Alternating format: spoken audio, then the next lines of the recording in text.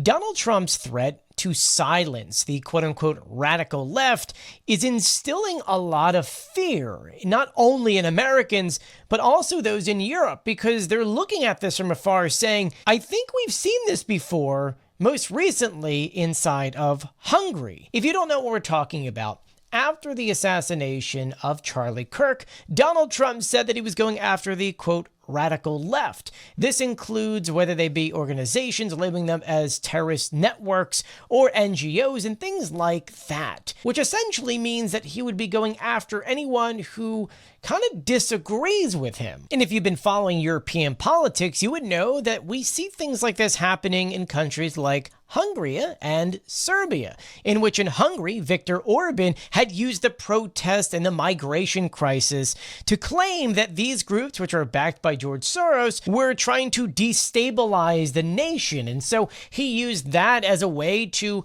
essentially restrict laws for these NGOs and opposition media, something that is straight out of the Russian playbook. And then we saw the same thing in Serbia, in which the president then looked to his critics saying that they're foreign agents. They said to NGOs that you're threats, and then used the protest as a way to tighten surveillance to eventually get to the point to where they have secured essentially a massive grip on all the opposition. That way they could, quote unquote, kind of push through their agendas without being criticized. And now we come back to Donald Trump and his administration that is linking one horrible act, violent act, with no evidence whatsoever to broader networks, to progressive groups like Invisible or the Open Society Foundations.